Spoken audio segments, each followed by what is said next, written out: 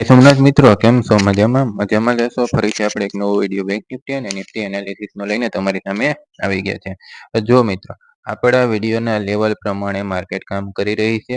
આપણે આગળ વાત કરી હતી કે 48,000 નું લેવલ બેંક નિફ્ટી ટચ કરશે, ઇઝીલી ટચ કરી અને ગુરુવારે બુધવારે સારું એવું પ્રોફિટ પણ આપ્યું હતું. વાત કરીએ કે ગુરુવારે આપણે જે પ્રમાણે કીધું હતું એ લેવલ ક્રોસ નથી અને માર્કેટ એક લેવલની વચ્ચે આખો દિવસ ટ્રેડ કર્યો અને ફૂલ ડે બરાબર ઓપ્શન છેલ્લા નહોતું, ઓપ્શન બાયર માટે કશું ગુરુવારે મળ્યું નતું એન્ડ ઓફ ધ વીક બરાબર. શુક્રવારે જે ગઈકાલે હતું, કાલે શિવરાત્રીની રજા હોવાથી માર્કેટ બંધ હતું.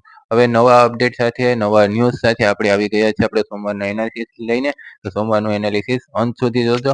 જો લેવલ મિસ કરશો ને તો સોમવારનો દિવસ મિસ કરશો, મોટું પ્રોફિટ મિસ કરશો બરાબર. એટલે ધ્યાનથી બરાબર લેવલ નોટ કરી લેજો, હોય તો સ્ક્રીનશોટ લેતા જાજો અને લેવલ તમારા ચાર્ટ પર લગાડી દેજો, કારણ કે ઇમ્પોર્ટન્ટ છે તમારે સોમવારનું ટ્રેડિંગ કરવા માટે બરાબર.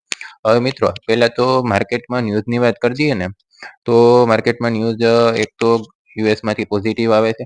એનું રીઝન એ છે કે એના જોબ ડેટા આવે એવા હતા બરાબર, લાસ્ટ ડે એટલે કે શુક્રવારે. તો જોબ ડેટા વીક આવ્યા છે, એટલે વીક આવ્યા ને એ રેટ કટ કરવા માટે ફેડને મજબૂર કરે છે બરાબર. એટલે એનો ફાયદો મળશે. પ્લસ આજે શનિવારે સવારે, આજે આપણે શનિવારે વિડીયો બનાવ્યો છે, શનિવારે એન્ડમાં બરાબર યુએસ નો ડે નાઇટમાં આપણે મોર્નિંગ થાય ત્યારે પૂરું કમ્પ્લીટ થાય એપ્રોક્સિમેટ બરાબર. ત્યારે એને જે રાષ્ટ્રપતિ ને જો બાઇડન સાહેબ નું કહેવાનું એવું છે કે રેટ કટ કરવા આવે ફેડને જરૂરી છે બરાબર. એક એ પણ અભિપ્રાય મળ્યો છે, સારો એવો રિસ્પોન્સ મળ્યો છે. એટલે યુએસમાં ફેડ હવે રેટ કટ કરશે બરાબર. એટલે ફેડના જે ચેરમેન હતા એને પણ આગળ વાત કરી હતી કે આ વર્ષમાં રેટ કટ થશે. તો રેટ કટ થશે એને લઈ અને ફેડ યુએસ માર્કેટમાં બુલિશનેસ જોવા મળી હતી. સાથે વાત કરીએ કે શનિવારે માઇનર એવું ડાઉ વીક ક્લોઝ થયું છે અપર સાઇડ થી. અને આઈટી સ્ટોક અને એટલે કે નેસ્ડેક 100 અને એસએનપી 500 બરાબર, આ બંને સ્ટોક ઓલ ટાઈમ હાઈ લગાડીને ત્યાંથી પ્રોફિટ બુકિંગ જોવા મળ્યું હતું. બાકી કોઈ પ્રોબ્લેમ નથી, ઇન્ડિયા માર્કેટ પોઝિટિવ છે. સોમવારે આપણે ગેપ અપ મળી શકે બરાબર. ગિફ્ટ નિફ્ટીને જોતા લાગે છે કે સોમવારે આપણે 100-150 પોઈન્ટ જેવું ગેપ અપ મળી શકે. તો ચાલો વાત કરીએ કે સોમવારે આપણે નિફ્ટીમાં અને બેંક નિફ્ટીમાં કેવી રીતના કામ કરશું બરાબર. ખાસ જોઈ લઈએ. મિત્રો, જો શુક્રવારના લેવલ છે ને આખો દિવસને એ જ મોટા ઇમ્પોર્ટન્ટ રેઝિસ્ટન્સ અને સપોર્ટ બની ગયા છે. શેના માટે? તો કે સોમવારે કામ કરવા માટે. જો ક્લિયર મોટું ગેપ અપ મળે આપણે, આપણું માર્કેટ ક્લોઝિંગ છે 22,480 ની આસપાસ. જો ક્લિયર મોટું ગેપ અપ મળે ને 22,520 ની ઉપર ગેપ મળી જાય, એટલે કે 22,530 ની આસપાસ જો ખુલે 40-50 પોઈન્ટ ગેપ અપ મળીને, તો કોઈ પ્રોબ્લેમ નથી. ત્યાં એક 5 મિનિટની કેન્ડલ સસ્ટેન થઈ જાય એટલે આપણે ડાયરેક્ટ ગ્રીન ઝોન, એટલે કે ત્યાંથી કોઈ લેવલ કે રેઝિસ્ટન્સ કે સપોર્ટ છે નહીં, કારણ કે નવો ઓલ ટાઈમ આવી છે કે નો નિફ્ટીનો.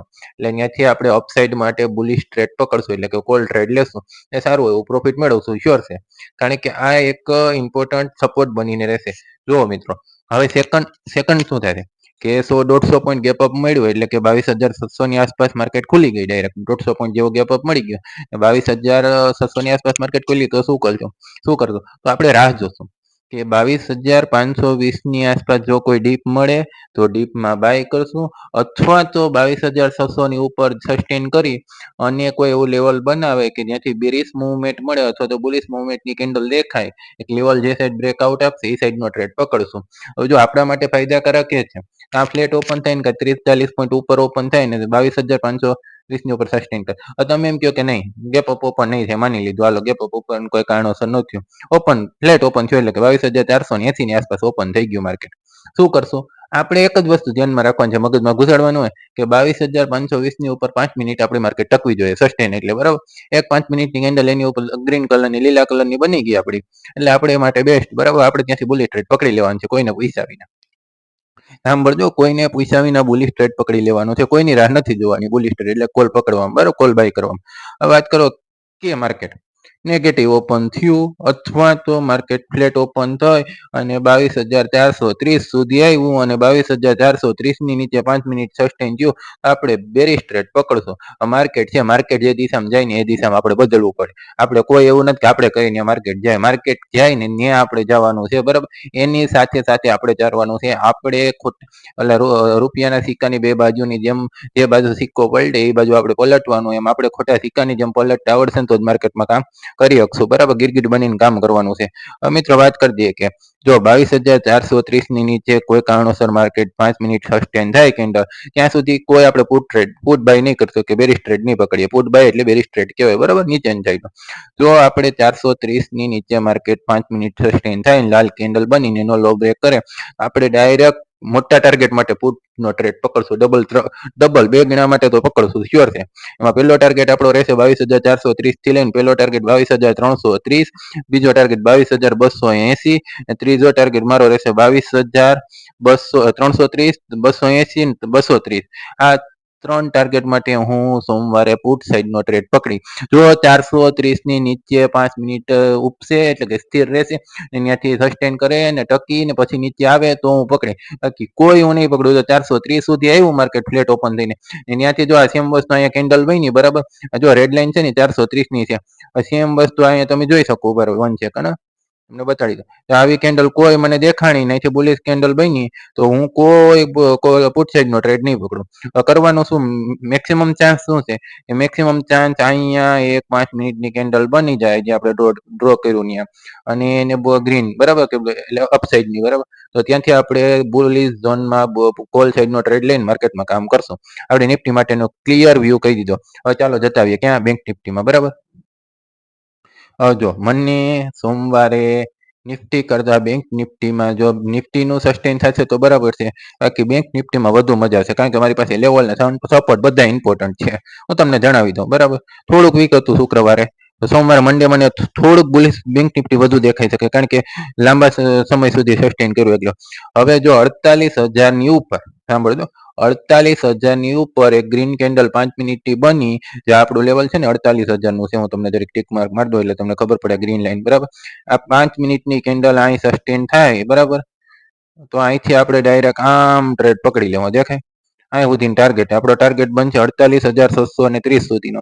પહેલો ટાર્ગેટ આપણો 48,150, બીજો ટાર્ગેટ 48,250, ત્રીજો ટાર્ગેટ 48,350, ચોથો ટાર્ગેટ 48,450. સાથે જ બેંક ની એક્સપાયરી છે એટલે 0 ટ્રેડ પણ આપણે આના બેઝ ઉપર પકડશું. કેના બેઝ ઉપર, જે દિશામાં બેંક નિફ્ટી જાય છે ને એનએસસી નું, એ સાથે બીએસસી નું બેંક એક્સ પકડશું, બરાબર. હવે જો મિત્રો ગેપ અપ ઓપન થઈ ગયું, એટલે કે ગેપ અપ તમને અહીંયા જો મળી ગયું ક્યાંય, આમાં ક્યાંય, બરાબર, 48,000 ઉપર કે 48,100 ની ઉપર, અહીંયા 5 મિનિટ સસ્ટેન થવું જોઈએ ને એનો હાઈ બ્રેક થાય એટલે આપણે 48,623 ના ટાર્ગેટ માટે 1 બાય 1 ટાર્ગેટ લેતા જાવ, સ્ક્રીનશોટ પાડી લેજો અને એક ટાર્ગેટ ટ્રેલિંગ એસએલ સાથે કામ કરજો. હવે જો મિત્રો બેંક નિફ્ટી એક લેવલ એટલે કે ફ્લેટ ઓપન થયું, બરાબર. ફ્લેટ ઓપન થઈ અને ડાયરેક્ટ જોઈએ એને 48,780 નું આ તે દિવસનો જે લો છે, બરાબર, તમને બતાડું. આ કેન્ડલ નો લો બ્રેક કરીને 5 મિનિટ આની નીચે અહીં સસ્ટેન થઈ ગઈ, આ પોઈન્ટ અહીંયા જો સસ્ટેન થઈ ગઈ માર્કેટ, તો આપણે નીચેની સાઈડ પુટ સાઈડ નો ટ્રેડ પકડશું, જેમાં ફર્સ્ટ ટાર્ગેટ મારો રહેશે 48,701, બરાબર. બીજો ટાર્ગેટ છે 47,701, 47,708, 47,500 ને 47,420.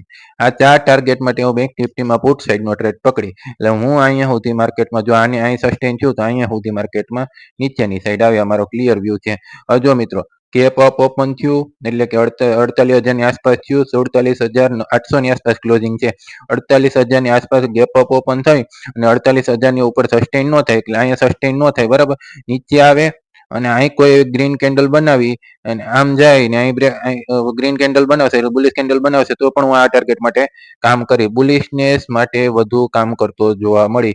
તો આ બધા ઇન્ડિકેશન છે બુલિશ ટ્રેડના. જો આગળ આગળ જેમ જેમ દેખાય હેમર કેન્ડલ, ફૂલ વોલ્યુમ કેન્ડલ, આ બધા બુલિશ ટ્રેડ દર્શાવે છે, એટલે આને આપણે ધ્યાન રાખીને કામ કરશું. પુટ સાઈડ કરતા કોલ સાઈડ જો ટ્રેડ પકડશું તો સારો એવું આપણે પ્રોફિટ બની શકે, અને પુટ સાઈડ ટ્રેડ પકડશું પણ તો પણ મોટા પ્રોફિટ સાથે. અહીંયા આપણે 47,800 ની નીચે 5 મિનિટ સસ્ટેન કરશે, પ્રોપર બ્રેકઆઉટ મળશે તો જ પકડશું, અને કોલ સાઈડ જો સારું એવું અપસાઇડ બ્રેકઆઉટ અથવા તો ડીપ મળે તો આપણે કોલ સાઈડમાં ટ્રેડ પકડશું, બરાબર. આ આજનો અપડેટ છે, ધ્યાનથી જોઈ લેજો. ન સમજાય તો વિડીયો ફરીથી એક વખત જોઈ લેજો. ના સમજાણું હોય તો લાઈક કરતા જજો, સમજાઈ ગયું હોય તો, ને ના સમજાણું હોય તો લાઈક કરીને કમેન્ટમાં જઈને કહેતા જજો, અને જો મજા આવી હોય તો કમેન્ટમાં મજા આવી એવું લખતા જજો. ફરી મળીશું નવા વિડીયો સાથે, નવા અપડેટ સાથે. મિત્રો આપણા વોટ્સએપ ગ્રુપમાં જોડાવા માટે ડિસ્ક્રિપ્શન પર આપેલા નંબર પર ખાલી જસ્ટ હાઈ મેસેજ નાખી દેજો, તમને લિંક મળી જશે, તમે આપણા વોટ્સએપ ગ્રુપમાં જોડાઈ શકો. ફરી મળીશું નવા વિડીયો, ત્યાં સુધી મારા જય સોમનાથ.